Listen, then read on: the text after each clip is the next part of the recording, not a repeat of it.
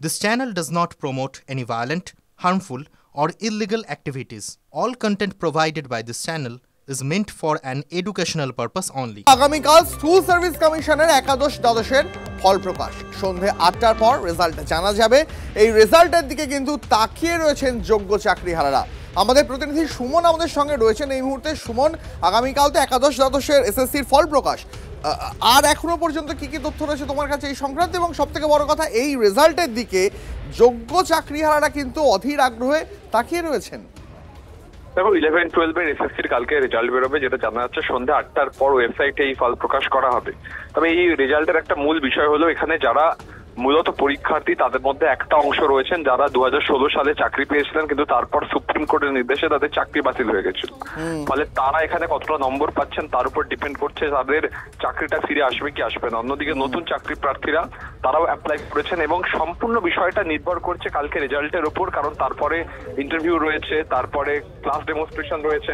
সেক্ষেত্রে তারা আদৌ ভালো নম্বর না করতে পারলে কিন্তু তাদের চাকরিটা আসবে না, তাই তারা অধীর আগ্রহে কিন্তু কালকে রেজাল্টের দিকে তাকিয়ে আছেন এবং এসএসসি বারবার করে রেজাল্ট খতিয়ে দেখছে যাতে ভবিষ্যতে কোনো ধরনের সমস্যার মুখে এসএসসি কে না পড়তে হয়। একেবারেই তাই। অনেক ধন্যবাদ তোমাকে সুমন, নজর রাখো। জীবন কৃষ্ণ সাহার কথা বলি, মনে আছে তো? জীবনের মাথা কে, এই প্রশ্ন উঠছে কারণ ইডির আইনজীবীর দাবি যে নিয়োগ দুর্নীতির যে টাকা জীবন কৃষ্ণ সাহা এবং তার ঘনিষ্ঠদের অ্যাকাউন্টে ঢুকেছে তা কোনো মাথার কাছে গেছে, সে নিয়ে তদন্ত করছে কেন্দ্রীয় এজেন্সি। নিয়োগ দুর্নীতি মামলায় ধৃত জীবন কৃষ্ণ সাহার জামিনের আর্জির তীব্র বিরোধিতা করে সওয়াল ইডির আইনজীবী। সুজয় এই মুহূর্তে আমাদের সঙ্গে রয়েছেন, আমাদের প্রতিনিধি জানাবেন। সুজয়, এই মুহূর্তে দাঁড়িয়ে এই সওয়াল জবাব পর্বটা যদি আমাদের একটু বলো।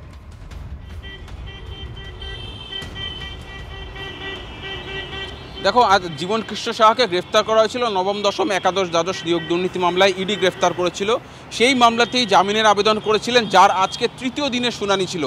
সেখানেই আজকে জীবন কৃষ্ণ সাহার জামিন আটকাতে আজকে ইডির বিস্ফোরক বক্তব্য। ইডির পক্ষ থেকে যেটা বলা হয়, বিশেষ সরকারি আইনজীবী ভাস্কর প্রসাদ বন্দ্যোপাধ্যায় বলেন যে তাদের তদন্ত এখন যে পর্যায়ে রয়েছে সেখানে তারা মাথা খুঁজছেন। কারা মাথা?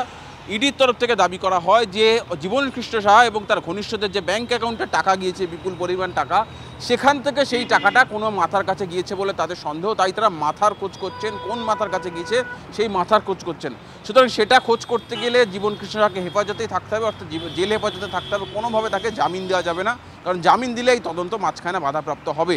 এই বিস্ফোরক তথ্য ইডির তরফ থেকে জানানো হয়। যদিও তার পরবর্তীতে বিচারকের মুখেও কিন্তু দেখা যায় কড়া মন্তব্য, যে বিচারক তার জীবন কৃষ্ণের আইনজীবী তাকে উদ্দেশ্য করে বলেন যে প্রাইমা ফেসি প্রমাণ পাওয়া গিয়েছে এই দুর্নীতিতে জীবন কৃষ্ণ সাহা যুক্ত থাকার, এবং 25,000 ছেলেমেয়ের জীবন নষ্ট হয়েছে, 25,000-এর জীবন নষ্ট হয়েছে। অর্থাৎ চাকরি প্রার্থীর কথা বলতে চেয়েছেন বিচারক, যে জীবন নষ্ট হয়েছে। যদিও পাল্টা জীবন কৃষ্ণের তরফ থেকে যারা আইনজীবী ছিলেন তারা সমস্ত অভিযোগ উড়িয়ে দিচ্ছে। এখন দেখার যে এই দুপক্ষের এই কড়া মন্তব্য এবং বিস্ফোরক তথ্যের পর জীবন কৃষ্ণ জামিন পাচ্ছেন নাকি তার জামিনের আবেদন খারিজ হচ্ছে, আর কিছু সময়ের মধ্যেই বিচারক সেই আদেশ দেবেন। মঞ্জিরা। সুজয়, আপাতত তোমাকে ধন্যবাদ। অর্থাৎ সুজয় যে কথা আমাদেরকে জানালো, জীবন কৃষ্ণের মাথাকে, এই প্রশ্ন উঠছে কারণ ইডির আইনজীবীর দাবি যে এই যে নিয়োগ দুর্নীতি, সেই নিয়োগ দুর্নীতির যে টাকা জীবন কৃষ্ণ সাহা এবং তার ঘনিষ্ঠদের অ্যাকাউন্টে ঢুকেছে তা কোনো এক মাথার কাছে গেছে, সে নিয়েই তদন্ত করছে কেন্দ্রীয় এজেন্সিরা। এবং নিয়োগ দুর্নীতি মামলায় ধৃত জীবন কৃষ্ণ সাহার জামিনের আর্জির তীব্র বিরোধিতা করতে গিয়েই একথা বলেছে ইডির আইনজীবী।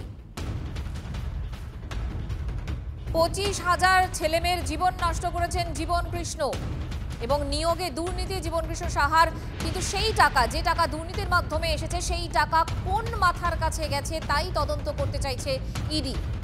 কোথায় কোথায় টাকা, চাকরি প্রার্থীদের বয়ান তাই খতিয়ে দেখা হচ্ছে।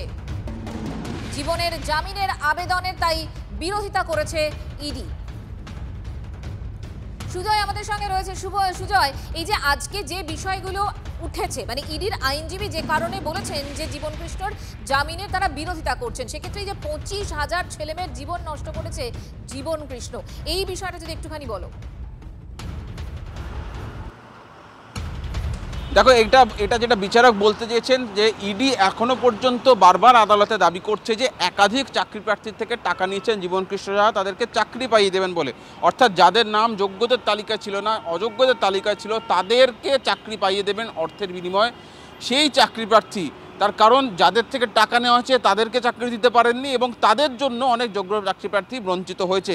ফলে সব মিলিয়ে যে যারা চাকরি প্রার্থী ছিল তাদের যে জীবন নষ্ট হয়েছে এই জীবন কৃষ্ণের জন্য, এই দুর্নীতির জন্য বিচারক সেটাই বোঝাতে চেয়েছেন এবং তার যে প্রাইমা ফেসি ইনভেস্টিগেশন অর্থাৎ এখনও পর্যন্ত যা তদন্ত পাওয়া গেছে তাতে যোগ পাওয়া যাচ্ছে এবং ইডি দাবি করেছে যে যারা চাকরি প্রার্থীর টাকা দিয়েছে জীবন কৃষ্ণ সাহা তারা যেভাবে বলেছেন বয়ানটা অর্থাৎ কার কাছে টাকা দিয়েছেন সেখান থেকে কার কাছে গিয়েছে হুবহু তদন্তের। এই মুহূর্তে দাঁড়িয়ে বিজেপির বিধায়ক শঙ্কর ঘোষ আমাদের সঙ্গে রয়েছেন, কথা বলবো তার সঙ্গে। শঙ্কর বাবু, আজকে জীবন কৃষ্ণ সাহার জামিনের আর্জি যখন করা হয় আদালতে তখন ইডির আইনজীবী বলছেন যে বিরোধিতা করেছেন তারা জামিনের এবং তার কারণ হিসেবে যে তথ্যগুলো সামনে আসছে বিচারক আরো জোর দিয়েছেন যে এই জীবন কৃষ্ণ কোন জীবন কৃষ্ণ যিনি 25,000 ছেলেমেয়ের জীবন নষ্ট করেছেন, তার এই যে টাকাগুলো তারা নিয়েছেন তার জন্য চাকরি পায়নি, অযোগ্যতার তালিকায় তাদেরকে ঢোকানো রয়েছে, সেই জায়গা থেকে দাঁড়িয়ে আপনি কিভাবে দেখছেন গোটা বিষয়টাকে? দেখুন, বিচারালয় থেকে যে মন্তব্য করেছে নিশ্চিতভাবে অত্যন্ত গুরুত্বপূর্ণ। এর পাশাপাশি আমি বলবো 25,000 কেন, যে ছেলেমেয়েরা পরীক্ষা দিয়েছে সংখ্যাটা প্রায় 22 লক্ষের কাছাকাছি, তাদের প্রত্যেকের জীবনে অন্ধকার নামিয়ে নিয়ে এসছে এই জীবন কৃষ্ণ সাহার মতন লোকেরা, যাদের কারণে দীর্ঘদিন ধরে পরীক্ষা বন্ধ, যারা চাকরি পেয়েছিলেন তাদের চাকরি চলে গিয়েছে, কয়েকজন আত্মহত্যা করেছে। এদের যদি কঠোরতম শাস্তি যদি না হয় তাহলে ভবিষ্যতে এই ধরনের কাজ করতে আরো অনেক মানুষ উদ্যত হবে লোভে পড়ে বৈভবশালী হওয়ার জন্য। তাই আমি শুধু এইটুকুই আবেদন করব, অন্তত বিচার শেষে এই ধরনের লোকদের এমন শাস্তি দেওয়া হয় যাতে ভবিষ্যতে আর কেউ কারো জীবন নিয়ে ছিনিমিনি না খেলতে পারে। ধন্যবাদ আপনাকে।